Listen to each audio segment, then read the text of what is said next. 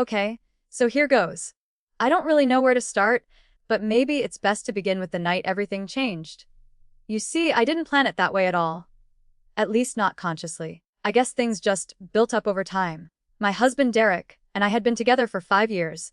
We had that kind of relationship where everything was perfect. On the surface. At least, I thought it was. But looking back, I guess I wasn't as happy as I should have been. I mean, Derek was a great guy, kind, supportive, handsome, and all that. But I felt like there was something missing. I didn't even know how to describe it. It was just, I guess I felt a little trapped. We were both busy with work, and honestly, our sex life had kind of fizzled out. It wasn't anything dramatic, but we just fell into a routine. Same dinners, same conversations, same bed. But that night was different. I was out with some friends. Nothing unusual. Right? We went to a club, the usual place, where we could dance, let loose, and have fun. You know how it is. It had been ages since I'd gone out, so when the invitation came up, I was excited. Derek wasn't thrilled about it, but I told him it'd be a good chance for me to unwind. He wasn't one for clubs anyway. He didn't even like it when I wore something revealing. He said it made him uncomfortable, but I didn't really care. I like to feel sexy sometimes, you know? When I walked into that club, it was like something shifted in me. The music, the lights, the energy, everything felt so alive. And then, as I was looking around, I saw him. Ethan, my ex. The one I'd been crazy about in college, the one that had broken my heart. We had ended things so badly that I never expected to see him again. But there he was, standing at the bar, looking just as good as I remembered. Now, I know what you're thinking. Oh, so you saw your ex and immediately went running to him. And maybe I did, but not in a way that was obvious. I didn't walk up to him. I didn't even try to make eye contact at first. But as the night went on, we kept catching each other's glances. A little smile here, a look there. It was innocent, right? I convinced myself it was nothing. But it wasn't nothing. It was a spark I hadn't felt in years. It was stupid, but I felt alive again in a way I hadn't in a long time. I didn't even realize how much I'd missed that feeling until it hit me. The whole time I was with my friends, I kept sneaking peeks at him. Eventually, I decided I needed to go say hello, just to see if he was the same guy. I wasn't gonna do anything crazy, I told myself. Just a, hey, how's life? Type of thing. So I walked up to him, and he smiled that smile, the one that had made me melt back in the day. Well, look who it is, he said, his voice warm, but with that playful edge I remembered. Ethan, I said, trying to sound casual. I can't believe it's you. We chatted for a little while, and it felt so natural, so easy. He asked me about Derek, about life, about everything. I found myself opening up more than I had with anyone in a long time. As the conversation went on, I realized that I was laughing. I was genuinely enjoying myself. I hadn't felt this carefree in so long. Now, I know what you're thinking. Oh, this is where it starts, right? And yeah, you're right. But honestly, I didn't expect it to go this far. I didn't think it would. At some point, Ethan suggested we grab a drink, so we went to the bar. It was just two old friends catching up, right? That's how I justified it. But as we stood there, the space between us seemed to shrink. I could feel the electricity in the air, that pull I couldn't ignore. By the time the night was winding down, we were both tipsy. Neither of us wanted it to end. We decided to leave the club together, just for a walk around the city, to talk more. I told myself it was innocent, but deep down, I knew something was different. We walked, we talked, and it felt like no time had passed since we last saw each other. It felt good. It felt right. Even though I knew I had Derek at home waiting for me. I'm not gonna lie. It's embarrassing to admit now, but at that moment, I wasn't thinking about Derek. I wasn't thinking about anything except how good it felt to be with someone who made me feel wanted, who made me feel seen. It was like all the attention I had been craving for months suddenly came flooding back, and I didn't want to let go of that feeling. Ethan asked if I wanted to come back to his place, and without really thinking about it, I agreed. I justified it to myself by saying it wasn't going to be anything. We were just talking, just catching up, but deep down, I knew exactly what it was. When we got to his apartment, things just happened. One thing led to another, and before I knew it, we were kissing, and then, well, we were more than kissing. I don't need to go into the details, but you can probably guess what happened next. I did something I thought I would never do. I cheated on Derek. And the worst part, I felt guilty, but I also felt alive. I felt wanted, The whole time, I kept thinking about Derek. But somehow, that didn't stop me. And that's what haunts me the most. When I woke up the next morning, I realized what I had done. My heart was pounding in my chest. I was scared, ashamed, but also relieved. Relieved because, for the first time in so long, I felt like myself again. But I also knew I had crossed a line I could never undo. And when I got home that morning, everything seemed so wrong. I looked at Derek, and I knew deep down that something had shifted. But I didn't know what to do about it. I don't even remember the drive home. Everything felt like it was happening in slow motion. My head was spinning with guilt, regret, and a strange sense of emptiness. I couldn't shake the feeling of Ethan's touch, the memory of his lips on mine, and the way it made me feel. I wanted to forget it. I needed to forget it. But the weight of what I had done was already sinking in. I could feel it pressing on my chest, suffocating me. When I got home, Derek was sitting on the couch, flipping through some random sports channel on the TV. It seemed like nothing had changed. He looked up when I walked in, his eyes soft, tired, but somehow happy to see me. I didn't deserve that look. Not after what I had just done. "Hey, how was your night?" he asked, looking over at me with a slight grin, trying to make light of it. I wanted to say something. Anything, but the words wouldn't come. My mouth felt dry, and my stomach churned. I just stood there, looking at him, and I could tell that something was off. He must have noticed the shift in my energy too. "Are you okay?" Derek asked, furrowing his brows. "You look a little off." I tried to act normal, but I could feel the weight of my secret suffocating me. I didn't want to tell him. I didn't even know how to. So I just smiled weakly and shrugged, pretending that everything was fine. "Yeah. Just a little tired," I said, forcing the words out. "Had a great time though." He didn't press it any further, but I could tell he wasn't convinced. Derek wasn't dumb. He could sense when something was wrong, and I think he knew that I was hiding something. But he didn't push it, not then anyway. He just reached out, pulled me in for a hug, and kissed the top of my head. "I missed you," he whispered, his voice low and warm. I could have died right there. I sat down beside him, trying to hold it together. We talked for a while, mostly about nothing important. Derek mentioned a work thing, and I half listened, nodding along. I felt so distant from him. It was like I was on the outside, looking in. I wasn't there with him, not in the way I used to be, and then the next few days were a blur. I couldn't look at him without feeling like a fraud.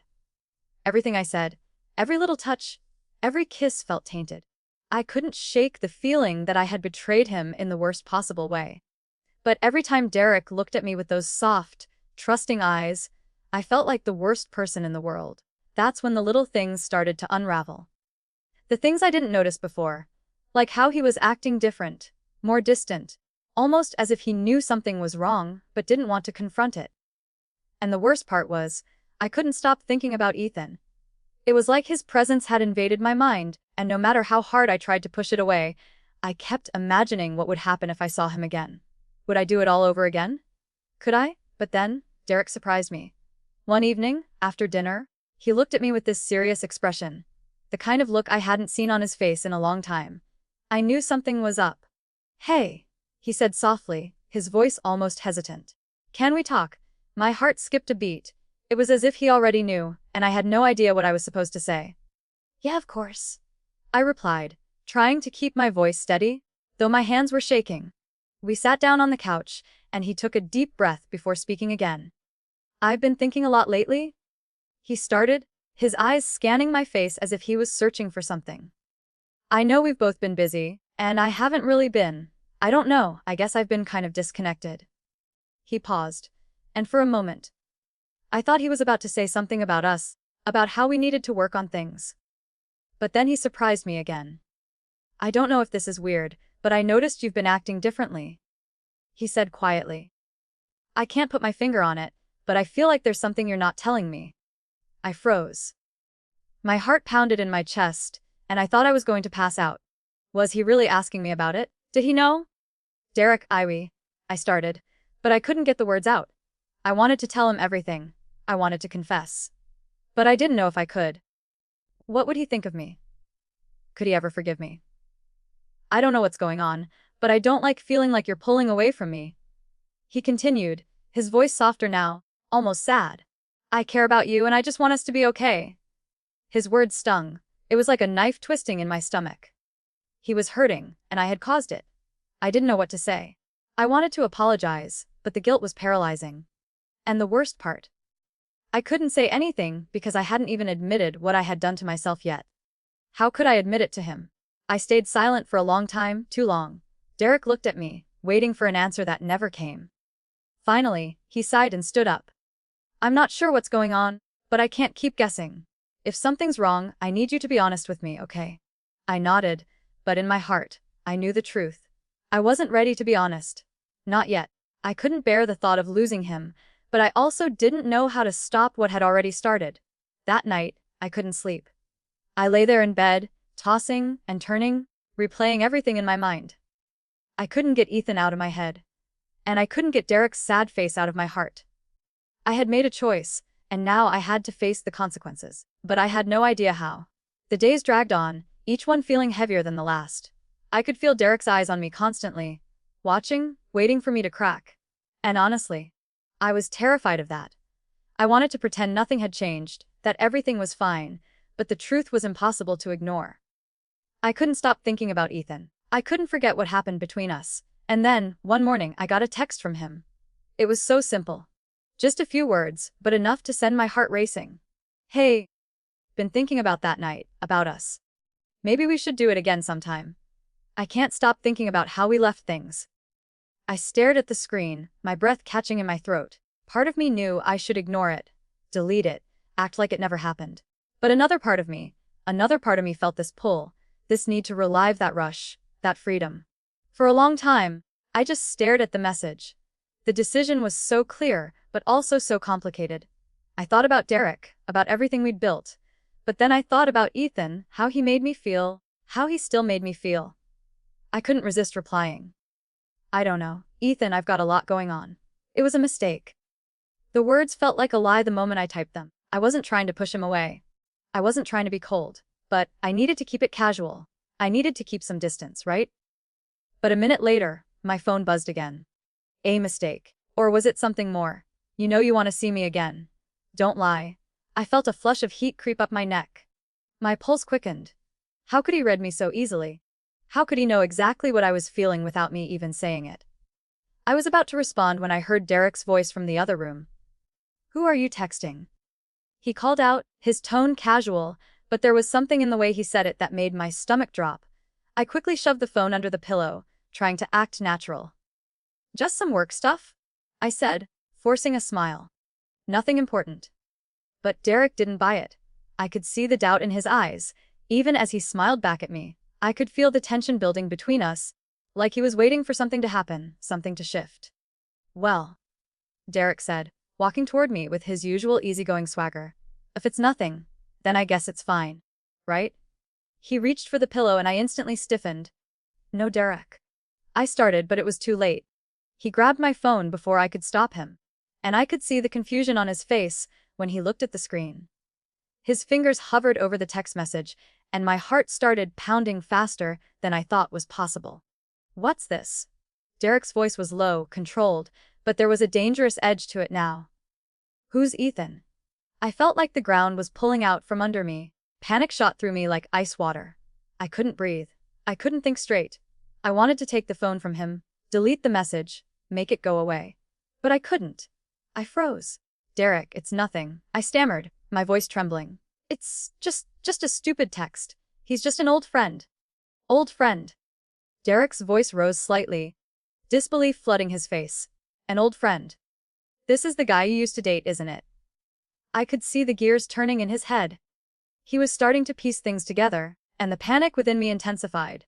He was realizing something I couldn't hide anymore. Derek, please. I tried to grab the phone, but he pulled it out of my reach. You're lying to me, he said, his voice thick with frustration. You're hiding something from me? I'm not lying, Derek. I could hear the desperation in my own voice now. It's just a stupid thing, okay? I shouldn't have even responded. I shouldn't have texted him, but I did. It's nothing. Please, you have to trust me. He held up the phone like it was a bomb about to explode, his eyes narrowing. You're telling me this is nothing. You're telling me I'm just supposed to act like this is no big deal. I shook my head, feeling tears start to well up in my eyes. I'm sorry, okay? I'm sorry, I replied. I didn't mean for it to go this far. I don't even know why I did it, but it was a mistake, Derek. I swear. I could see the hurt in his eyes now. It wasn't just anger. It was disappointment. That look was worse than anything he could have shouted at me. I hated it. You don't know why you did it. He repeated, his voice shaking now. You don't know why you're texting your ex when we're married, when I've been nothing but faithful to you. You don't know why you're keeping secrets from me. I didn't mean for it to happen like this. I whispered, feeling smaller by the second. I didn't mean to hurt you, Derek. Please don't. Don't look at me like that. Derek slammed the phone down on the table, and I flinched at the sound. What am I supposed to think, huh? I catch you texting your ex, and now you're telling me it's nothing. Do you think I'm an idiot? I'm not saying that, Derek, but please, just listen. I begged. It was a mistake. I swear I don't want to hurt you. But he wasn't listening anymore. He turned away from me, running a hand through his hair, clearly frustrated. I don't even know who you are anymore. He muttered. I thought we had something real. But now all I see is someone lying to my face. I was too scared to say anything. I just stood there, frozen in place, watching as Derek stormed out of the room. The silence that followed was deafening. I wanted to chase after him, apologize, beg him to understand. But I knew I had crossed a line. I had done something that couldn't just be swept away with a few words. And now it was too late. The damage had already been done. The next few days felt like a blur, a nightmare that wouldn't end. I kept replaying the fight in my mind, over and over. Derek's face, the anger, the disappointment. He had every right to be angry, right? I had betrayed him, lied to him, and now he couldn't even look at me without disgust. I felt like a ghost in my own house. After the confrontation that morning, things only got worse. Derek went quiet, distant. He didn't yell, didn't say much at all. But I could feel the coldness between us. And as the day wore on, I started to realize that things weren't just on the rocks anymore. This wasn't something we could come back from. That afternoon, I came home to find that all of my things had been packed up. Clothes, shoes, books, even the framed photos of us that I had on the shelf. They were all piled up on the front porch in a mess of cardboard boxes, half of it spilling onto the sidewalk. It was like a slap in the face.